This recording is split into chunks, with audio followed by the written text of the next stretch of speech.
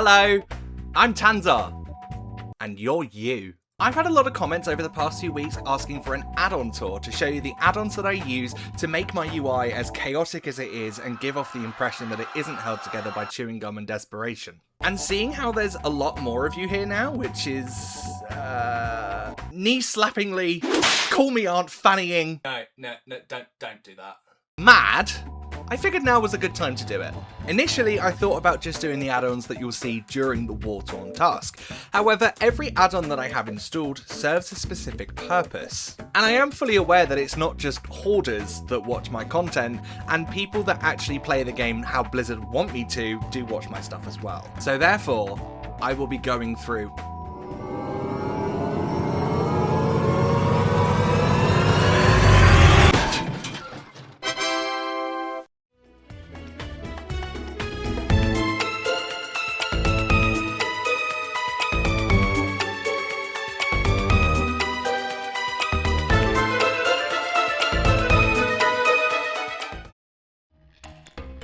Part 1. Fueling the addiction. Starting off with the add-ons I use the most for collecting and fueling my crippling need for validation and making number go up, these make keeping track of my collection a lot easier to manage and my insanity somewhat intact. Just kidding, I lost it years ago! The obvious one that no collector can live without is everyone's favourite gateway add-on, all the things. ATT provides the user with an in-game database of everything and gives you a completion percentage for the game. You can set this up to show you exactly what it is you want it to show you, whether that's by expansion or by excluding certain item types. It splits it up into zones, subzones, vendors, bosses, the lot. If it's a collectible, ATT has a record of it. And it knows all about you. And when you collect something, it even goes, oh, I love it! With me. Oh, rare? Rare. Yeah, that's RARESCANNER. Whenever the add-on detects a rare, either by being in target range, seeing it on the map, or mousing over it, it goes off with It's a super handy add-on to have, as you may not always be looking at the minimap when flying through a zone to get somewhere and miss a rare you need to kill or need an item from. So for any collectors, this one's a must. CanoMogIt puts a little tick or cross next to any collectible to signal if you do or do not have it in your collection. It's a nice little companion to ATT, as it's a brief look when completing quests or looking at vendors, and if you have an item or not, so it saves you hovering over it and seeing if ATT has it marked as collected or not on the tooltip. IAT is a fantastic achievement guide add-on which shows you all the achievements you have yet to earn in either a dungeon or raid and can show you the strategy on how to get them and even output it to chats for the group to see. This is an essential tool for those that are planning on getting glory achievements in older raids, as it shows you tactics for solo legacy content and if you're doing it in a group. It even, most of the time, can track your progress on a boss towards an achievement. I say most of the time because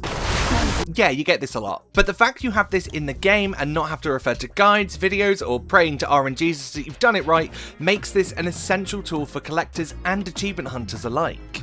Ever wanted to know how many times you've thrown yourself at the Lich King and still not gotten invincible? Unlike me. Have I ever told you about how I got it on my second try? Okay, I'm sorry! Rarity tracks every item in the game with a not guaranteed drop chance and has data based on how many attempts it should take to get it, turning that into a percentage. It provides you with a little bar so you can see where you're at, pops a line in chat showing you what attempt that was, and when you get it, pops up like an achievement showing you that you got it and how many attempts it took in case you missed it. It's a good way of keeping track how much time you've sunk into one singular item, and for full clarity, this only starts tracking after you've installed it. It doesn't have a time machine. It's not David Landlord. BTWQuests is a great little add-on that shows you all of the quest lines in an expansion and if you have completed the quests or not. It shows you where they start if you're struggling to find them, the breadcrumbs you may need to complete so ATT doesn't scream at you, it shows the different branches and where you are with them as well. It's great for knowing where in a story you are and where you need to go next, so for those chasing Loremaster, this one's for you. WQACHIEVEMENTS is a relatively new addition to my add-on arsenal, but is one I fear I will come to rely on. This add-on takes the world quests that are currently active in the world and notifies you if there are any up that you need for an achievement. At first, it shows you but after a bit of configuration, it shows you exactly what you want it to and is a handy tool for knowing what to target and when without having to scan the map every time you log in, sit down and stare into the abyss and wonder why you're doing this to yourself. Part 2. Gas, water and electricity. These add-ons provide some great utility to your game and allow you to actually play it. They're not essential to have, but my god, will it make it a much easier time to figure out. Plumber is an add-on that makes me cry little happy tears with every update. It's basically the everything add-on because, my god, it does so much. It's fully customizable and you can use as much or as little of the different tweaks it makes as you like. I initially installed this add-on to speed up the dream seeds back in Dragonfly as it allowed you to contribute to the event without having to open the window, and after that, I never really got rid of it. To give you an idea of the different parts of my UI that Plumber tweaks, here is everything in it that I use. This isn't everything the add-on offers, but for myself, the expansion summary, which lets me at a glance see all my reps, currencies, vault slots, active events, and raid lockouts for the week. Instance difficulty selector, which gives me quick changes to what version of an instance I'm doing, which is mega helpful at the moment in the Waterton task. The better loot window, which fixes the auto loot bug and groups things together better. Transmog quick access when out in the world. Changing the decor toast to allow me to preview the decor once I've collected it. Changes to the housing system, which allows me to hover over an item to see what it is and its placement cost, as well as adding a clock to the UI. Making the source information in the mount journal and decor catalog interactable so I can go straight to the requirement. Also choosing a power in Delve once a rare has been killed. Adding a bar to the dungeon eye to see how full the group is in the queue. Adding a little box at the bottom of contribution UIs to show you how much of that currency you have. Automatically opening the character window whenever I open the item upgrader. Adding an alert and 2-second lockout to the yes button on the purchases non-refundable pop-up. Are you sure about that? Showing what my current standing with a faction is on rep tokens in my bag. Allowing me to set a waypoint to a vendor I can spend the items in my bag on. Adding an unspent knowledge tooltip on my professions tab. Adding the medals I have for races to the UI so I can see which ones I've done. Changing the icons on the prey table to show their difficulty and if I need to kill it for an achievement. And most importantly, banana for scale. Banana for scale. Banana for scale!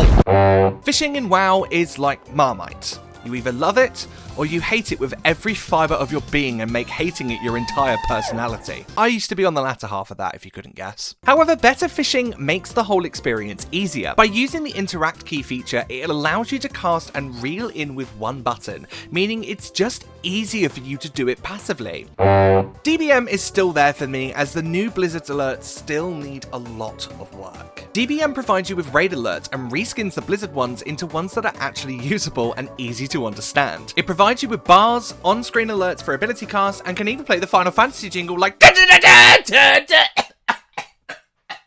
god, I've got to stop doing that. DBM isn't as essential as it used to be anymore, but it is still miles better than the Blizzard one, and a good alternative is also Bigwigs, which I used to use. Speaking of being miles better than Blizzard's, Part 3.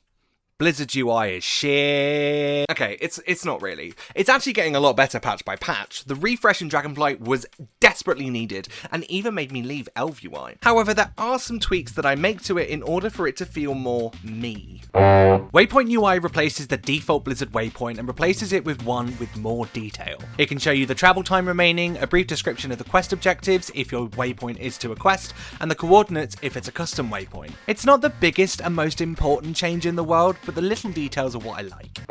TOMTOM is the OG waypoint add-on, and since the built-in one became a thing, I haven't really had a huge use for it.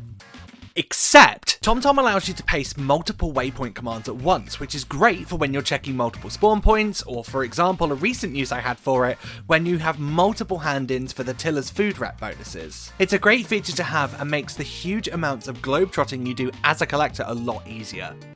Makes the map a square, innit?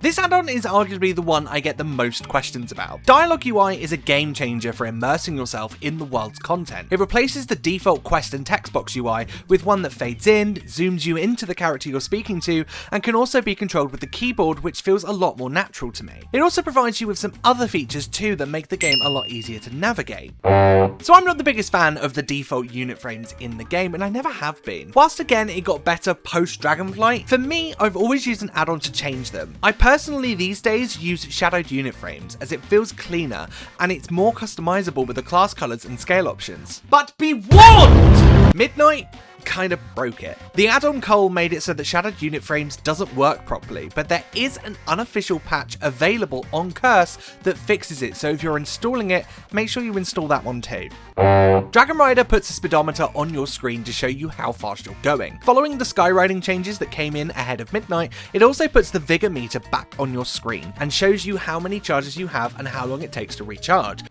Titan Panel puts a bar at the top of your screen for quick looks at different aspects, such as your durability, game performance, gold across your account, where you are, and experience. It's a fully customizable bar and you can have it show exactly what you want. There's not really much to say on this one, it's just great. Bag management is my downfall. My bags are full.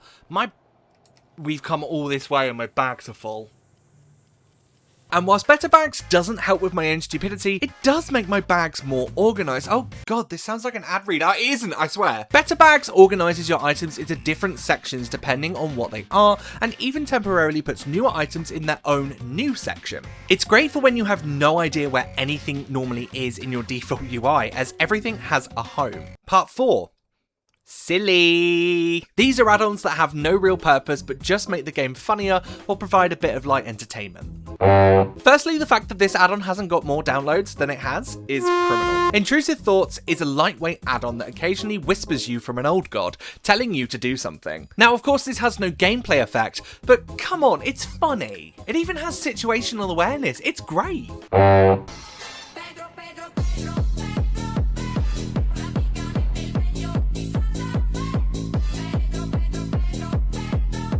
Yeah, it does that on Time Warp. Part 5. Pretty nifty. These final add-ons are ones that I couldn't really find a home for in the above categories, and are very much nice to haves. You can live without these ones as a collector and as a main game player. As these aren't massively impactful, it's time for the quick fire round! There's nothing I hate more in the housing system than those stupid treasure hunt quests. But that fixes that at the click of a button by putting a waypoint down. Housing Reputation shows you what reps have housing decor attached to them and how close you are to finishing them. Homebound shows you all the vendors, quests and achievements that award decor, and allows you to pop a waypoint down to them. Narcissus is basically just fancy pants modelling in-game for screenshots and compositions. LOREKEEPER provides a record of all the books you've read in the game. MYU'S Knowledge Points tracker shows you how many knowledge points are available to get for your professions, including catch-ups. And Random Hearthstone... Do I really need to explain this one? And that is every add-on I have installed for the War-Torn task and as a general game player. There'll be a link in the description to a Google Sheet which will have all of the add-ons I have mentioned in this video, as well as any new ones that crop up throughout our time with the War-Torn task. But that's it for the video. If you have enjoyed, please consider subscribing and leaving a like, and let me know if there's any add-ons that you would recommend for my mad collector's journey down in the comments below. But in the meantime, have a lovely rest of your day, whatever it is you're doing and however it is you're doing it, and I will see you next time.